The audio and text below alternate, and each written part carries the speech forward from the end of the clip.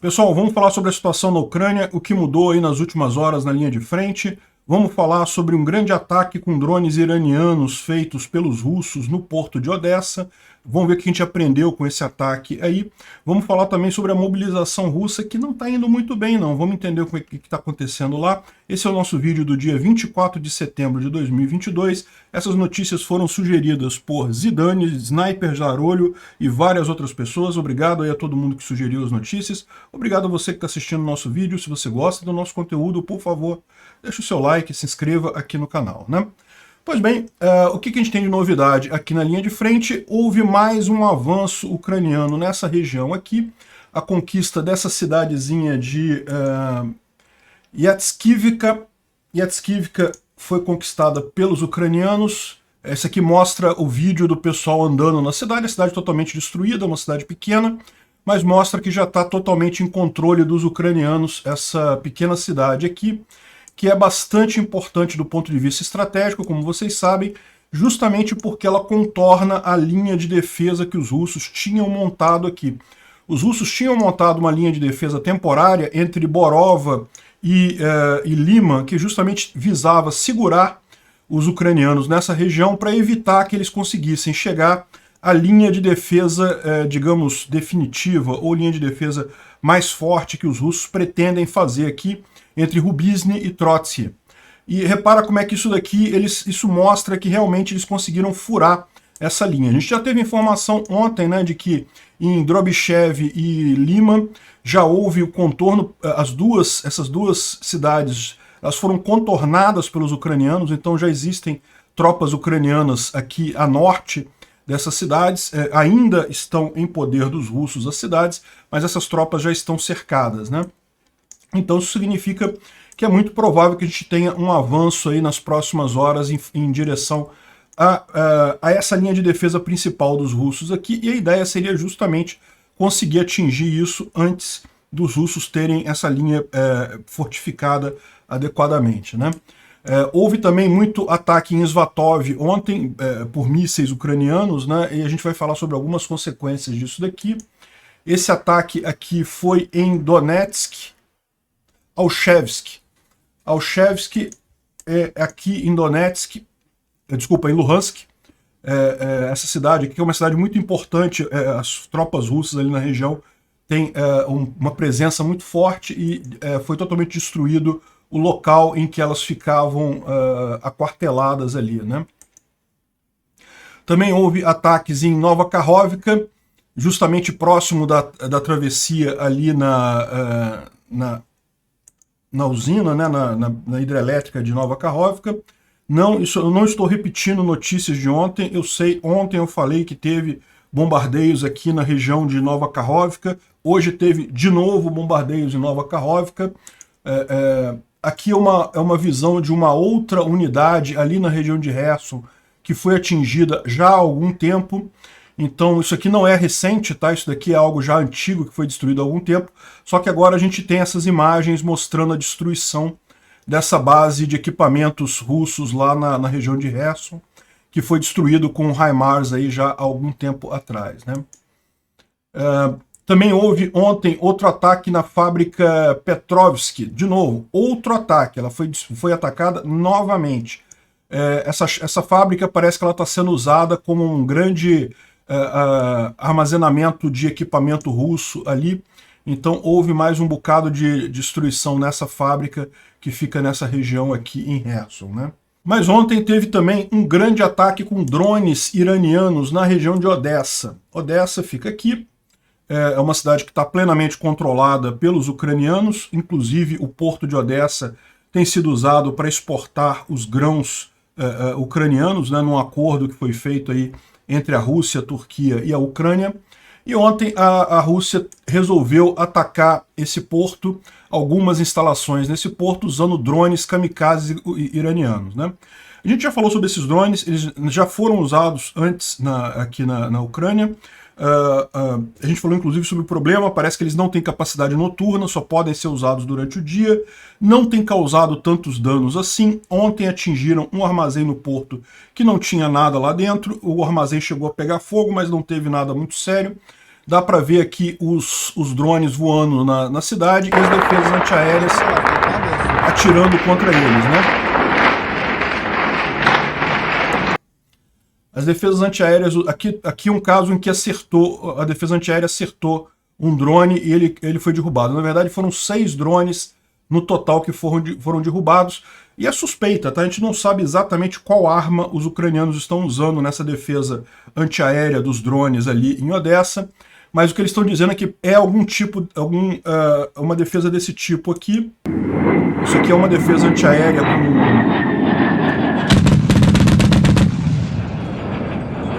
ela é automatizada, tá? Então ela calcula a interceptação do objeto e atira atira projéteis de alto calibre, né, contra o objeto. E aparentemente foi isso que foi usado ontem contra esses drones, né? Esse aqui é um dos 6 drones iranianos que foram derrubados lá em Odessa. Eles estão sendo levados justamente para serem estudados, né, para o pessoal da Ucrânia entender exatamente como é que funcionam os drones. O fato é que, embora foram vários, tá?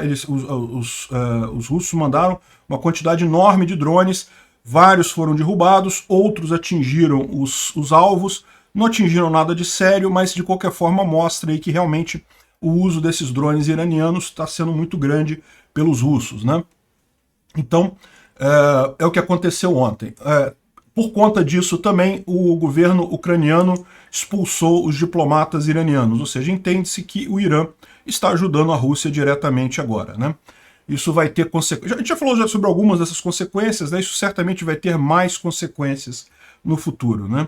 Uma das consequências que a gente teve foi justamente Israel reforçando o seu apoio à Ucrânia nessa situação. Então, em termos de ataque na linha de frente, o que a gente teve foi isso, não houve nenhuma mudança significativa aqui nos contornos da linha de frente, com exceção, lógico, dessa que a gente mencionou aqui em Lima, aqui na cidade de Yatskivka, né? Assim, nessa região aqui só que houve uma mudança aí significativa, no resto a gente está na mesma situação de ontem. Vamos falar um pouco agora sobre a mobilização russa, né? Um dos desafios que eles vão ter que enfrentar é justamente situações como essa. Olha só, foi morto um rapaz, um soldado russo, que é na verdade um instrutor de tiro no comando militar, no alto comando militar. Foi morto na Ucrânia na semana passada. E o que está acontecendo? Aquilo que a gente mencionou para vocês, a Rússia está com falta de pessoal já há bastante tempo. O Putin demorou a decretar essa mobilização, na verdade, justamente porque não queria o aspecto político negativo disso lá na Rússia. O que aconteceu? O pessoal do exército russo começou a mandar para a frente de batalha instrutores, pessoas que têm um conhecimento muito grande, e isso é um problema enorme, porque agora que tem a mobilização vai faltar gente para treinar esse povo todo, né? Esse é o grande desafio. Isso não é que não seja um problema para a Ucrânia também tem esse problema. Muitos dos militares mais experientes ucranianos estão na linha de frente, então o desafio de treinar as tropas é complicado, mas existe a vantagem, no caso da Ucrânia, de que você tem uma rede de apoio internacional. Existem muitos militares ucranianos sendo treinados no exterior, justamente até para usar os equipamentos ocidentais, mas também isso dá vantagem porque lá você tem instrutores à vontade. Os países não estão envolvidos na guerra diretamente, então eles podem fazer uso podem treinar os ucranianos com muita facilidade. Os russos não têm essa vantagem, tem esse problema também na mobilização deles, né? Uma outra coisa muito complicada é que as cotas que foram colocadas para mobilização, muitos estados ali da Rússia começaram a se esforçar muito para preencher as cotas, para agradar o Putin, não temos que preencher as cotas e coisa e tal.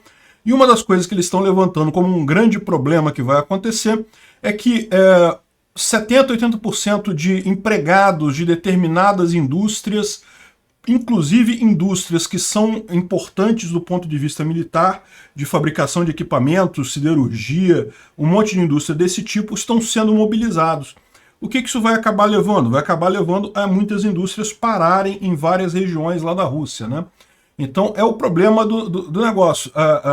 As pessoas acabam buscando o caminho da menor resistência. Se tem quando os oficiais lá da Rússia, né, que precisam fazer recrutamento, querem preencher a cota rapidamente, eles buscam um lugar que é mais fácil eles fazerem isso. Ao invés de ir de casa em casa para procurar as pessoas, por exemplo, Eles vão numa fábrica e pegam todos os homens que estão lá. Então preenchem muito rapidamente a cota de recrutamento deles, só que isso acaba tirando pessoas que hoje estão empregadas, que estão trabalhando em algo que não deixa de ser também útil para a guerra, né? Então, isso está causando vários problemas lá em fábricas em algumas regiões da Rússia. Vai acabar sendo um tiro no pé. No mínimo, vai prejudicar muito a economia da Rússia. Mas, mais do que isso, pode até prejudicar o próprio esforço militar russo, isso daí, né? Bom, aqui é mostrando uma briga na hora de entrar num ônibus lá para o pessoal inscrito, né? E o pessoal está se perguntando aqui, imagina quando der um fuzil para esses caras aqui, né? O pessoal arrumando confusão para entrar no ônibus por briga, por besteira, e imagina quando colocarem um fuzil na mão de cada um dessas pessoas aqui, né? Bom, aqui tem um outro vídeo dizendo que do instrutor lá falando que não, deixem de ser bestas e coisa e tal, agora vocês estão no exército e coisa e tal, e falando que eles vão estar em 2 semanas na frente de batalha.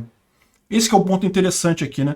Negócio de exército, falar palavras duras e coisa e tal, isso meio que acontece em todo o exército. Calem a boca e ajam como soldados e coisa e tal.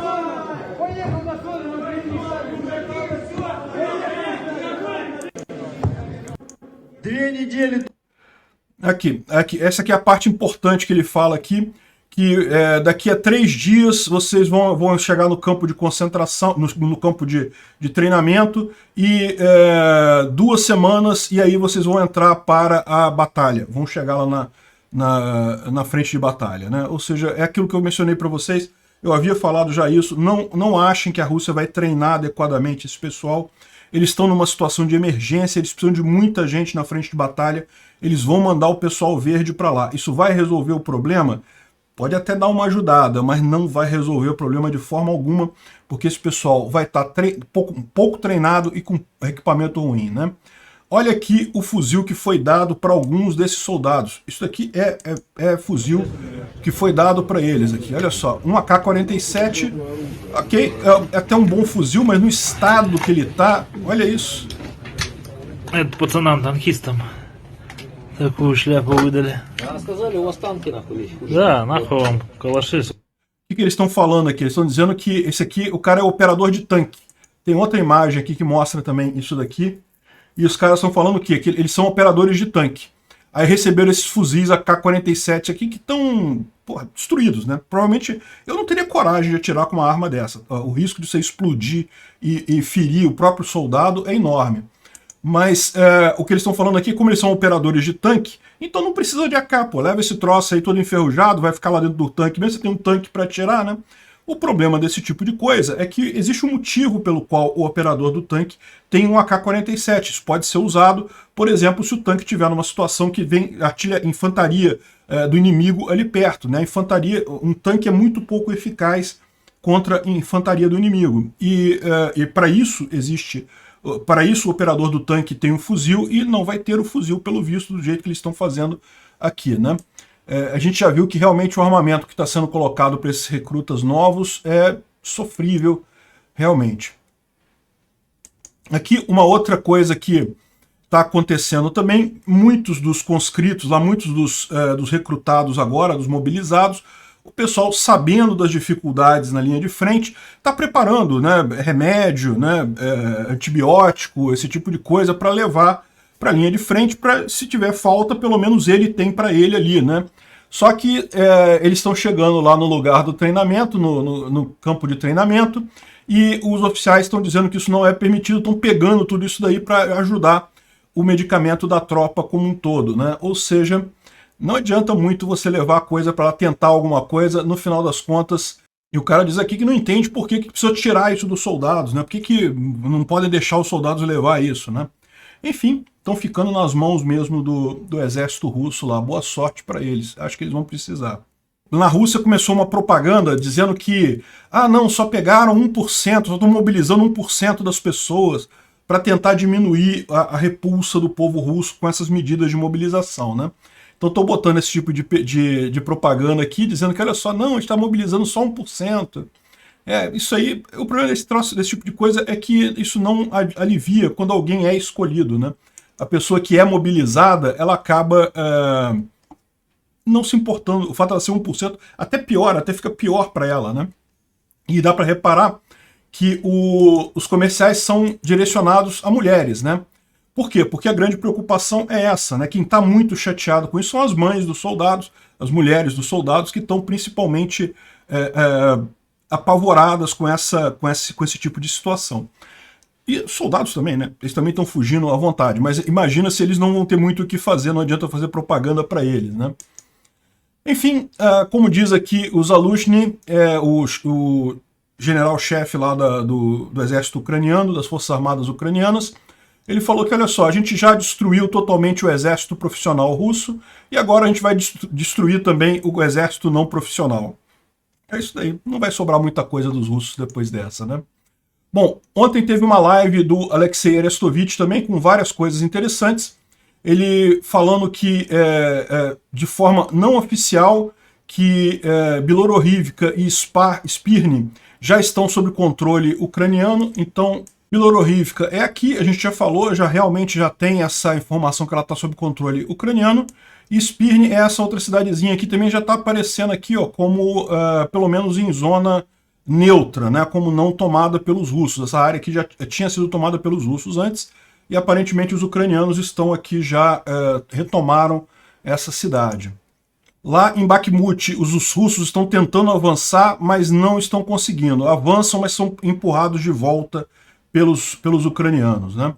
No resto da região não tem grandes mudanças. Um grande comboio de veículos foi destruído na represa de Kakhovka. A gente falou sobre isso ontem. Houve o general comandante da 144ª Divisão de Rifles Motorizados. Ele foi seriamente atingido ontem no ataque em Svatov, né? A gente vai falar sobre isso aqui daqui a pouco. Esse cara aqui, o Oleg Tsokov, foi seriamente ferido, né? Justamente ali naquela região de Svatov. Como a gente falou aqui, Svatov, os ucranianos já estão bombardeando com muita força essa cidade, porque aqui é onde os russos estão organizando a defesa deles entre Rubizhny e Troitsky. Então essa cidade aqui é central nessa história. Muito em breve vai estar em mãos ucranianas. Bom, ele fala também sobre os UAV que foram usados, né, os iranianos os drones ucranianos que foram usados no ataque a Odessa ontem. E aqui ele dá uma informação interessante, eu não tinha essa informação, mas foram 6 drones iranianos e um Su-25 russo, ou seja, um avião russo também foi derrubado ali naquela região, né? E ele está falando que o motivo pelo qual eles estão usando esses drones lá em Odessa é provavelmente devido à falta de mísseis de precisão. Então, eles não têm mísseis de precisão para atingir determinados armazéns, estão usando esses drones que eles conseguem atingir locais com muita precisão, né? Ou então eles estão testando a reação ucraniana para ver exatamente como é que os ucranianos se defendem desse drone, né? Ele está falando uma coisa aqui também que é importante, que os referendos que estão sendo feitos ali nas províncias no sul da Ucrânia não vão mudar os planos ucranianos, não vão apressar as ações, porque havia gente dizendo, talvez os ucranianos devessem acelerar o processo de contraofensiva, né, para retomar esses territórios antes dos referendos. Ele está falando que não, que os ucranianos vão manter os planos dele, não vai fazer nenhuma diferença esses referendos que estão sendo feitos, né? E há uma pressão diplomática muito grande nas Nações Unidas para suspender a Rússia, inclusive do Conselho de Segurança das Nações Unidas, né? Ou excluir, né? Suspender ou excluir, uma vez que ela quebrou dezenas de convenções de guerra, e inclusive o próprio motivo da origem das Nações Unidas, que era impedir a invasão de um país por outro, né? Então não tem realmente... Isso aqui é uma coisa que já deveria ter sido feita há mais tempo, né?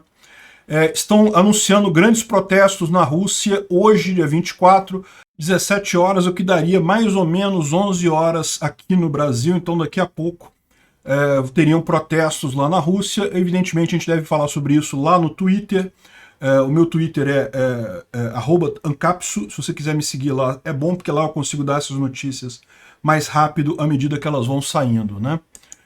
Bom, o Instituto para Estudo da Guerra também fala justamente sobre essa questão da mobilização, da dificuldade que os russos estão tendo de colocar isso no ar, de fazer isso funcionar. E o que está acontecendo, na verdade, é isso, né? O Putin cedeu a esses militares, esses bloggers militares. A gente vem falando já há bastante tempo aqui que esses bloggers militares, principalmente o Strelkov, falava, não, tem que fazer mobilização, isso lá atrás, né? E o Putin não queria fazer mobilização porque achava que isso ia ser politicamente muito ruim para ele. E agora, quando resolveu fazer a coisa, os bloggers militares estão falando que agora não, agora tá tudo errado, do jeito que tá fazendo da forma errada e não sei o que lá, e não vai ajudar em nada. Ou seja, o Putin tentou agradar esses caras e no final das contas não se saiu bem, né? Ou seja, fica claro aqui que essa mobilização foi um gesto desesperado. Estavam vendo que estavam perdendo, tinham que fazer alguma coisa, mas foi feito da forma menos efetiva possível no final, né? E, como a gente já falou, o comandante da 144ª Divisão de Rifle Motorizado foi ferido fortemente lá em Svatov, e essa divisão, essas tropas eram responsáveis para ocupar a Estônia até 94. Então o pessoal estoniano está agradecendo aos ucranianos por ter atingido o chefe desse comando, né? As Nações Unidas decretou já que houve violações de várias regras da Convenção de Genebra sobre guerra, ou seja, tudo indica que vai haver uma escalada diplomática contra a Rússia nas Nações Unidas. Estupro de idosos, tortura, os crimes de guerra e qual a punição. Esse tipo de coisa, evidentemente, vai haver punição para os russos que fizeram isso e para os comandantes militares, mas é lógico, esse tipo de punição, isso acontece no final da guerra, depois que eles forem capturados, né? Agora, antes, nesse momento, o que provavelmente vai levar isso daí é justamente a discussão sobre a suspensão ou expulsão da Rússia do Conselho de Segurança da ONU, é isso que o pessoal está visando, né? Esse daqui é um ex-presidente da Mongólia, que é também líder de um movimento do povo da região dos Yakutis, né, lá dessa região da Rússia aqui, essa região conhecida como Yakutia, né, que tem muita ligação com os mongóis, também com o povo mongol. Então ele está reclamando justamente disso, porque mais uma vez o que você está vendo é que essa região, essa minoria étnica na Rússia, está sendo desproporcionalmente chamada para a guerra, né? Então ele está convocando essas pessoas a imigrar para a Mongólia, a descer e atravessar a fronteira e ir para a Mongólia, porque ele diz aqui, ó, nenhum ditador dura para sempre, né? E dando um apoio total à Ucrânia, ou seja, mais um país que está se posicionando aí. Veja, não, deixa eu colocar corretamente, não é um país, é um movimento dentro da Mongólia, não foi o presidente da Mongólia que falou isso, mas é um movimento muito forte lá dentro, há essa solidariedade com a Yakutia, né, ali naquela região. A gente já falou alguns dias atrás que o Putin está se envolvendo diretamente no comando das tropas, de decidir o que fazer, o que não fazer. Mas o curioso é que agora a gente sabe exatamente o que foi que ele falou mais recentemente, né? Lembra que a gente comentou que as tropas russas na região de Kherson, na margem direita do Dnipro, elas estavam se preparando para se render para os ucranianos, já estavam fazendo todo o preparativo para sair dali. Parece que isso era a ordem dos militares, porque eles sabiam que não tem como manter os soldados russos ali, vão acabar perdendo aqueles soldados, eles não estão conseguindo abastecer esses soldados de munição, em algum momento a coisa ali vai desabar, e justamente para evitar uma queda tão drástica quanto aconteceu lá em Kharkiv, eles estavam fazendo uma retirada, digamos, ordenada. Ao invés de fazer uma retirada operação barata voo, eles estão fazendo uma retirada ordenada. Então parece que foi isso que o Putin se envolveu, ele proibiu isso, falou que não, deixa os soldados russos morrerem lá, não tem problema, não podemos ceder a cidade de Kherson para os ucranianos de forma alguma. Então isso foi a interferência recente que o Putin fez nessa guerra, né? Infelizmente, uma interferência que vai causar a vida, vai custar a vida de muitos soldados naquela região, muitos soldados russos aqui nessa região, a margem direita, né, do Dnipro, o rio Dnipro, esse grande rio que passa por aqui. e esses soldados não têm como se manter aqui, os russos não conseguem abastecer com munição, comida, mantimentos, enfim, tudo é complicado ali naquela região. Por hora, eles estão se mantendo porque realmente são os melhores soldados russos que estão nessa região, mas invariavelmente, em algum momento, isso vai colapsar. Já que não vai ser feita uma retirada ordenada, o que vai acontecer vai ser o colapso em algum tempo, né? Um outro caso curioso que teve aqui foi o filho do Peskov, né? O Peskov é o porta-voz do Kremlin, e ele tem um filho em idade de alistamento, mas lógico, como eu falei para vocês, evidentemente que quem vai ser chamado para ir para a guerra é a galera pobre, né? Não vão chamar o filho do Peskov para isso. Só que fizeram uma brincadeira com o cara, o pessoal ligou para ele como se fosse o centro de recrutamento, falando para ele comparecer no endereço tal, coisa e tal, e ele falou, não, que isso eu vou resolver isso em outro nível, e não sei o que lá, não é possível, meu nome não tá nisso daí, coisa e tal, o nome do filho dele é Nikolai, e ele falou que não vai combater não, meu amigo, isso aí é só pro povo mesmo. Os políticos sabem que é roubada aí para essa guerra, né? O Erdogan falou que o Putin quer terminar o mais rápido possível essa guerra. Eu não vejo dessa forma, tá? Se o Putin quiser acabar com essa guerra, ele acaba essa guerra hoje. É só ele dar ordem para todos os soldados saírem do território legitimamente ucraniano, é só ele dizer como é que ele vai fazer para pagar reparações à Ucrânia e pronto, a guerra acaba hoje, não precisa nada além disso, né? Agora, ele quer acabar o mais rápido possível a guerra. Eu discordo. Vamos ver o que vai acontecer, mas não acho que seja o caso, né?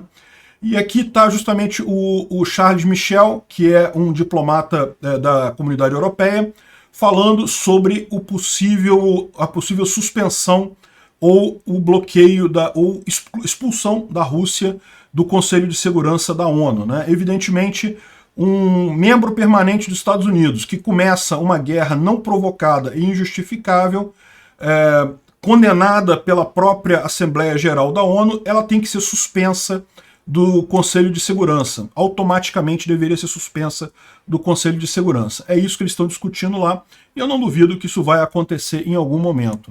E bom, só para terminar esse vídeo, muita gente está curiosa por causa dessa grande movimentação de judeus na cidade de Uman, na Ucrânia, né?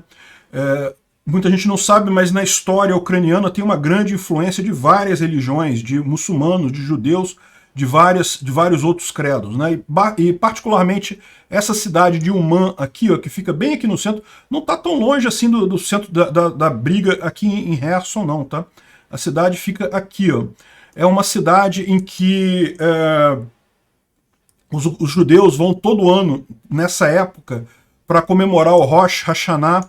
Rosh Hashanah ele é uma comemoração judia que acontece no mundo todo, mas particularmente muitos judeus vão para essa região de Uman, porque um grande filósofo israelense, um grande filósofo judeu, Nachman of Breslov, fundador de um secto racídico lá, né? Ele é dessa cidade e ele falava muito sobre o Rosh Hashanah, que é o Ano Novo Judeu, coisa e tal, o feriado do Ano Novo Judeu, e sempre houve muita peregrinação para essa cidade, inclusive durante a época soviética. Na época soviética era tudo clandestino, o pessoal tinha que ir clandestinamente para Uman, porque evidentemente a Ucrânia estava dentro da União Soviética, era complicado de você chegar ali, mas naquela época já havia. Quando a Ucrânia se tornou independente, ficou muito mais fácil para o pessoal ir a Uman, isso cresceu muito a peregrinação a essa cidade, e este ano, curiosamente, como os voos, não tem voo para a Ucrânia, né? A Ucrânia está com o espaço aéreo fechado devido à guerra, então para fazer essa peregrinação o pessoal está indo de ônibus, de carro, de trem. Mesmo assim, repara como não deixaram de fazer uma quantidade enorme de pessoas fazendo aí a peregrinação do Ano Novo Judeu nessa cidade de Uman, lá na Ucrânia. A data do Rosh Hashanah, do Ano Novo Judeu, é amanhã, dia 25 de setembro. Feliz Ano Novo para todos! Obrigado por assistir o vídeo até o final. Além de curtir, compartilhar e se inscrever no canal, considere se tornar patrocinador com valores a partir de R$ 1,99. Clique no botão Seja Membro abaixo para saber as condições e vantagens de patrocinar o canal. Mais informações sobre o nosso projeto, visite nossos sites indicados na tela.